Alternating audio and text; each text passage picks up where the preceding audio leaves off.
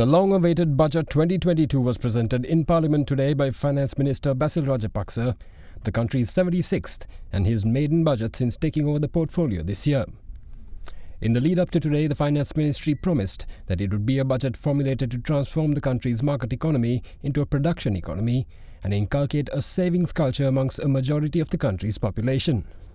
මේ අයවැය ඉදිරිපත් කරන්නේ අපි ගෝලීය අර්බුද පහකට මැදි වී සිටින අවස්ථාවකයි. පළවෙනි ලෝවාන් කවරදාකටත් වඩා සමාජ හා ආර්ථික විෂමතාවය වැඩි වීමයි. දෙවැන්න නම් තිරසාර සංවර්ධන ඉලක්ක ළඟා කර ගැනීමේ වේගය අඩාල වීමයි. එය අපවැනි සංවර්ධනය වෙනින් පවතින රටවල් වලට වඩා දුෂ්කර වනු ඇත. ගෝලීය උෂ්ණත්වය ඉහළ ගොස් පරිසර විපත් වැඩි වීම තුන්වෙනි අර්බුදයයි. දියුණු නොදියුණු ભેදකින් තොරව අද ලෝකයේ බොහෝ රටවල් විවිධ ස්වභාවික අපදාවලට ලක්වෙමින් තිබෙනවා. සිව්වැන්න අර්බුදය වන්නේ ඉතිහාසයේ අන් කවරදාකටත් වඩා බහුපාර්ශ්වික හා ද්විපාර්ශ්වික උපකාර සීමා වී තිබීමයි. ඊට හේතුව සෑම ධනවත් රටක්ම පහේ තමන්ගේ අභ්‍යන්තර ගැටලු විසඳා ගැනීමට විශේෂ ප්‍රමුඛතාවයක් දී තිබීමයි. පස්වැනි සාධකය කොරෝනා නිසා බිහි වූ නව සමාජ තත්ත්වයට අනුගත වීමේ අභියෝගයයි. සංචාරක සීමා නිවසේ සිට සේවය කිරීම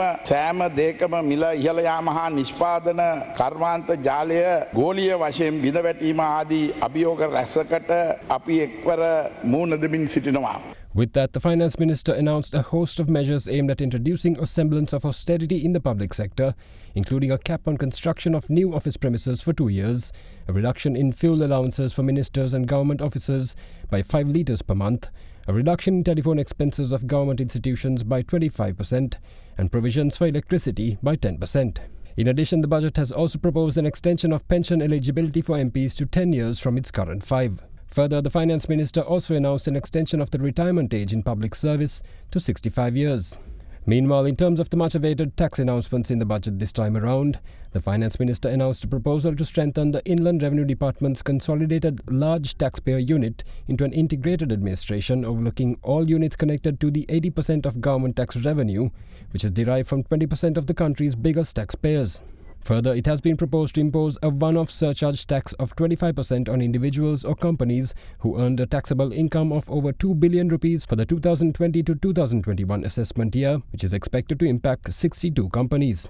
In addition, tax on cigarettes too has been increased with immediate effect, which entails a price increase of 5 rupees per stick and is expected to earn the government an additional 8 billion rupees. The excise tax too is set to be revised through a gazette that is set to be issued tonight.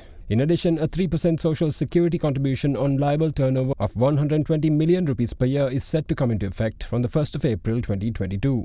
Further, value-added tax on banks and financial service providers is to be increased to 18% from 15% and will be expected to be paid monthly from the 1st of January. An additional 14 billion rupees is expected to be earned through this new hike on annual threshold turnover exceeding 120 million rupees per year, which is to come into effect from the 1st of April next year and is expected to add 140 billion rupees to government coffers.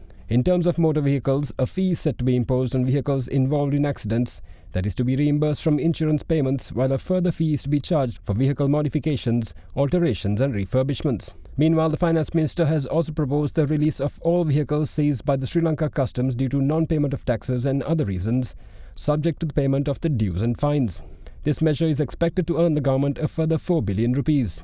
In the meantime, the government is also set to transfer to the Treasury a sum of 8.5 billion rupees of funds belonging to Perpetual Treasuries Limited that the company earned through the controversial bond scam. In addition, the Finance Minister also announced a measure that entails the Telecommunications Regulatory Commission of Sri Lanka issuing 5G frequencies to service operators by auction. In addition, the minister also outlined plans to bring a project to cover the entire country with high-speed fibre-optic broadband internet services, including for over 10,000 schools. Meanwhile, the minister also announced that rubber imports are set to be restricted next year in order to promote rubber finished products manufacturing and accordingly exports. In order to promote entrepreneurship amongst the country's youth, the Finance Minister also aims to do away with the business registration fees for startups as well. For the apparel sector, the Finance Minister also announced plans to promote local production of fabric and other raw materials required in both the domestic and international markets. Further plans were also announced to facilitate the necessary environment for promoting Sri Lanka as a centre for wellness tourism in order to capture a share of the more than $700 billion international market.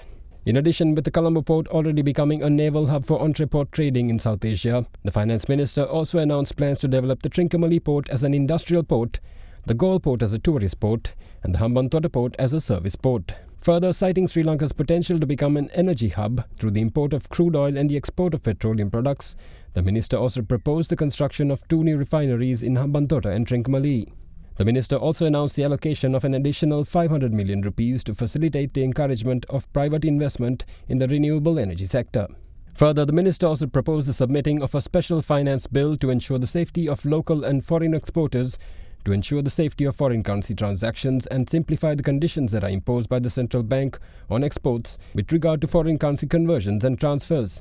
And last but not least, in what could be the end to a months-long standoff between the government and teacher and principal unions, the finance minister also announced the allocation of a further 30 billion rupees to sort out their salary irregularities, in addition to the current allocation of more than 109 billion approved by the cabinet.